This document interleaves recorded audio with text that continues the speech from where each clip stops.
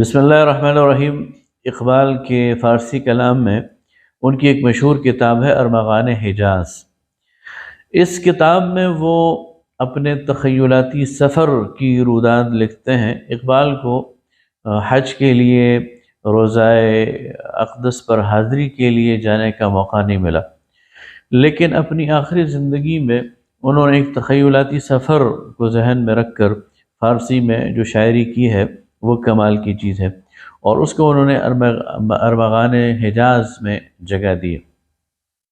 تو اس سلسلے میں یہ چھوٹے چھوٹے قطعات ہیں جس میں وہ اپنی قلبی کیفیت اور قلبی واردات اس کو بیان کرتے ہیں۔ اس وقت میرے سامنے ان کے 4 قطعات ایسے موجود ہیں اور میں آپ کے ساتھ ان کو شیئر کر رہا ہوں۔ پہلے قطعے میں وہ یہ بات کرتے ہیں: بئی پیری رہے یثرب گرفتم، نواخواں از سرود عاشقانہ، چو مرغے کے در صحرا سر شام، کشایت پر بے فکر آشیانہ۔ اقبال اپنے بارے میں کہتے ہیں، اور یہ وہ زمانہ ہے 1927-28 کا، اور اس کے بعد اقبال پر چند ہی سال زندہ رہے، لیکن جسمانی طور پر ان پر عزم ہلال اور بڑھاپا وہ طاری ہو چکا تھا۔ تو کہتے ہیں بئی پیری رہے یثرب گرفتم، اس بڑھاپے میں نے یثرب کی راہ لی ہے، نواخواں از سرود عاشقانہ، اور زبان پر عشق اور محبت کا ترانہ جاری ہے، چو مرغے کے در صحرا سر شام، اس پرندے کی طرح جو پرواز کرتا ہے لیکن جو ہی شام ہونے لگتی ہے تو پھر کشایت پر بے فکر آشیانہ، وہ اپنے پر پھیلاتا ہے اور آشیانے کی طرف واپس لوٹنے کی کوشش کرتا ہے۔ سارا دن وہ رزق کی تلاش میں اور پرواز کے شوق میں ادھر ادھر پھرتا رہتا ہے، لیکن جو ہی سورج ڈھلنا شروع ہو جاتا ہے اور شام کے آثار نمودار ہونے شروع ہو جاتے ہیں تو وہ پرندہ واپس اپنے آشیانے کی طرف آتا ہے۔ اقبال کہتے ہیں کہ مجھ پر بڑھاپا طاری ہو گیا ہے، میری زندگی کا سورج وہ ڈھلنے لگ گیا ہے اور میری زندگی کی شام ہونے والی ہے، اور میرا ٹھکانہ تو روضہ اقدس ہے، میرا ٹھکانہ تو نبی کریم صلی اللہ علیہ وسلم کے قدم مبارک ہیں، اور میں وہاں پر جا کر اپنی زندگی کا اختتام چاہتا ہوں اور اپنی زندگی کی آسودگی چاہتا ہوں۔ یہ گویا ان کا عشق اور ان کی محبت کی ایک جھلک ہے جو اس خطے میں ہمیں نظر آتی ہے۔ پھر اب وہ سفر شروع کرتے ہیں، تو سفر کے دوران کا کیا حال ہے؟ کہتے ہیں: سحر باناق گفتم نرم تر رو، کہ راکب خستہ و بیمار و پیر است، قدم مستان ازد چنداں کہ گوئی، بے پوش ریگ این صحرا حریر است۔ اقبال کہتا ہے کہ میں جب صبح اپنی اونٹنی پر سوار ہوا تو وہ جذب اور مستی میں اپنی منزل کی طرف جا رہی تھی، گویا کہ اس کے اندر بھی ایک شوق ہے، ایک ولولہ ہے۔ تو میں نے اس اونٹنی کو ڈانٹا اور اس سے کہا کہ آرام سے چلو، اس لیے کہ تمہارا جو سوار ہے وہ بیمار بھی ہے، وہ بوڑھا بھی ہے اور وہ تھکا ہوا بھی ہے۔ تو قدم مستان ازد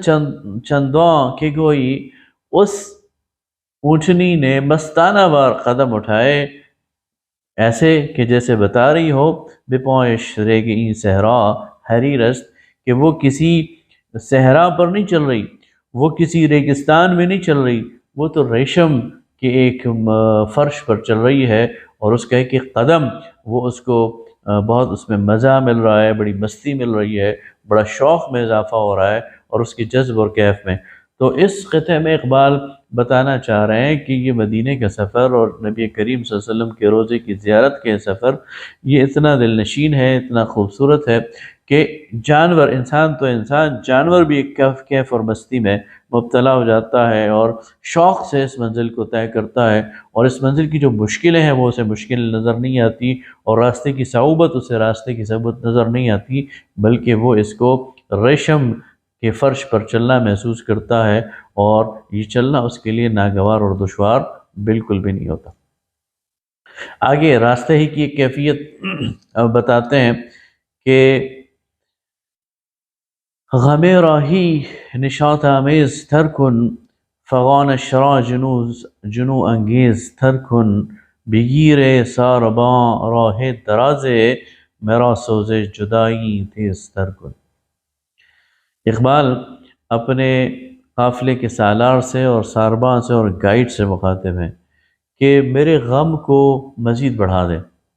نبی کریم صلی اللہ علیہ وسلم سے ملنے کی تڑپ کو مزید بڑھا دے، اور میری جو ترانہ ہے اور میری جو لے ہے اور میری جو دل کی آواز ہے اس میں جنون بھر دے اور جنون کو اور تیز کر دے۔ بگیر سارباں راہ درازے،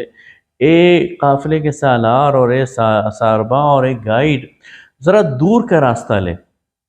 مدینہ جانے کے لیے شارٹ کٹ نہ استعمال کر، بلکہ ذرا دور کا راستہ لے۔ مرا سوزے جدائی تیز تر کن، میرے اندر جدائی کی جو آگ لگی ہوئی ہے اسے اور بڑھانے دے اور اسے اور تیز کر دے۔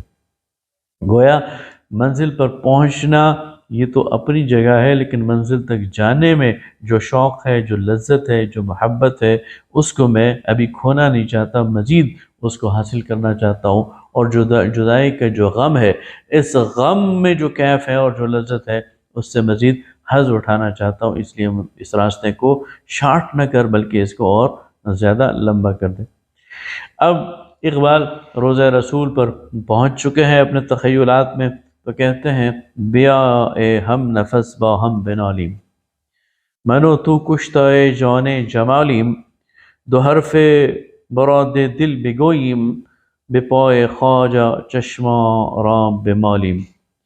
اب وہ اپنے ساتھی سے، اپنے ہم نفس سے مخاطب ہے کہ اب ہم اپنے منزل مقصود تک پہنچ گئے ہیں، روضہ رسول پر پہنچ گئے ہیں، ذرا آنسو بہاتے ہیں، آؤ ذرا اپنے دل کا غبار ہلکا کرتے ہیں، آؤ ذرا اپنی آہوں اور سسکیوں سے اپنی حالت زار حضور اقدس کے سامنے پیش کرتے ہیں۔ منو تو کشتہ شان جمالیم، میں اور تو حضرت اقدس حضور اکرم صلی اللہ علیہ وسلم کے جمال پر مر مٹے ہیں۔ آپ کو دیکھ کر اور آپ کی قرب کو محسوس کر کے اور آپ کے دربار میں حاضر ہو کر ہم اپنی جان سے اور اپنی زندگی سے گویا دستبردار ہو گئے ہیں اور شہید ملاقات ہو گئے ہیں۔ دو حرف مراد دل بگوئیم، یہ تو دل کی بات کہنے کا موقع ہے، یہاں تو دل کی داستان بیان کرنے کا موقع ہے، دل کے راز کھولنے کا موقع ہے، اپنے دل کے راز یہاں پر کھولیں۔ بپائے خواجہ چشمہ رو بمالیم، حضور کے قدموں میں اپنی آنکھیں بچھا دیں اور اپنی آنکھوں سے حضور کے قدموں پر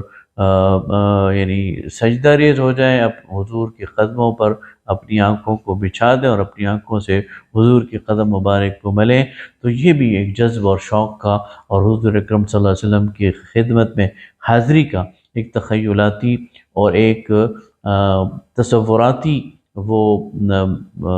موقع ہے جو وہ بیان کرتے ہیں۔ اور واقعہ یہ ہے کہ جب کوئی شخص نبی اکرم صلی اللہ علیہ وسلم کے دربار میں حاضر ہوتا ہے سلام کے لیے، تو وہ چاہتا ہے کہ اپنے دل کی بات نبی اکرم صلی اللہ علیہ وسلم کی خدمت اقدس میں پیش کرے، اپنی حالت زار نبی اکرم صلی اللہ علیہ وسلم کی خدمت اقدس میں پیش کرے، اور آپ صلی اللہ علیہ وسلم پر درود پڑھ کر اور سلام پڑھ کر اور آپ کی رحمت، آپ کی طرف سے رحمت کے طلبگار ہو، آپ کی طرف سے سلامتی کے طلبگار ہو اور آپ کی طرف سے شفقت اور محبت کا طلبگار ہو۔ تو یہ وہ ساری چیزیں ہیں جو ایک عاشق رسول میں پائی جاتی ہیں، ایک بندہ مومن میں پائی جاتی ہیں، اور ہم دیکھتے ہیں کہ اقبال میں یہ چیزیں بدرجہ اتم موجود تھیں۔ وما علینا الا البلاغ المبین۔